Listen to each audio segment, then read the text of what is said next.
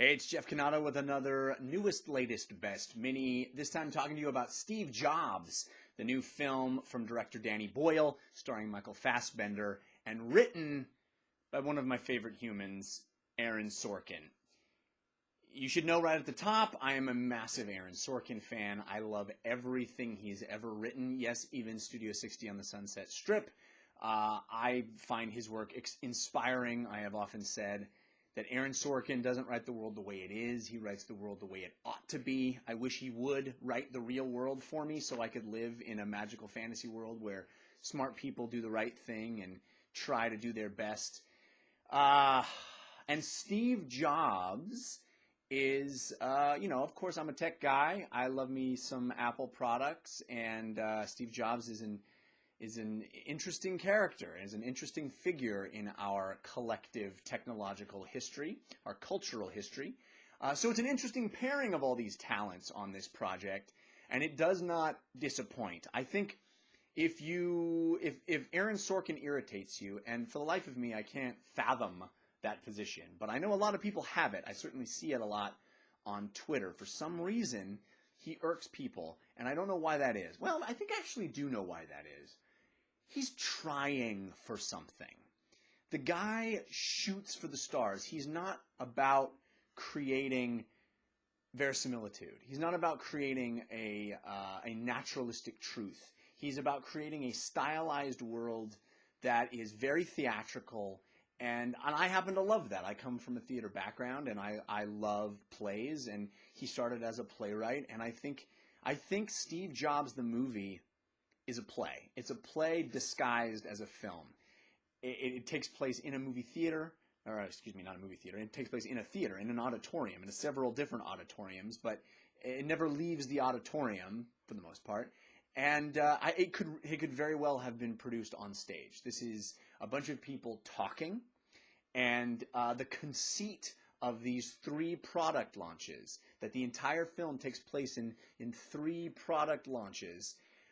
And to do that and have none of the product launches be the iPhone is pretty audacious and pretty ballsy in my opinion. But Aaron Sorkin pulls it off. Michael Fassbender's performance is phenomenal. He somehow gets the vocal quality of Steve Jobs down just right, but it never feels like he's doing an impression, which is always nice, not to feel like, oh, there's this guy just doing an impression of somebody. He gets that essence. And I don't think this movie is a biopic. It'll probably be listed as such on IMDb, but I don't think it's a biopic. I think this is a piece of art, not unlike a play you might find about Abraham Lincoln or some historical figure that we don't know a lot about. We happen to know a lot about Steve Jobs. We happen to know a lot about the launches, the specific dates of these launches that happened because they're recent history, and a lot of people are still alive to tell about it. But I don't think Aaron Sorkin is concerned with that. He's trying to get at a deeper truth and a synthesis of what it is that we need to learn from this figure.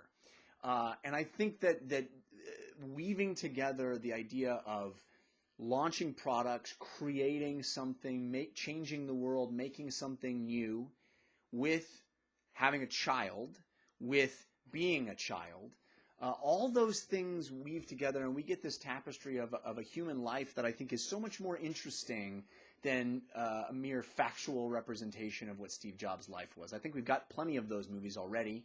There's been numerous Steve Jobs biopics that just sort of dramatize the progression of his life. This movie is not interested in that, and I think that's to its credit.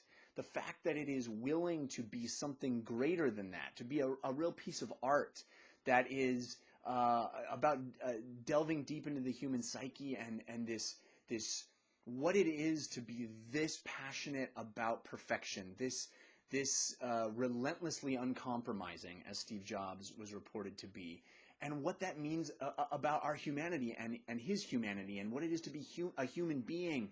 It's an amazing film, amazing performances.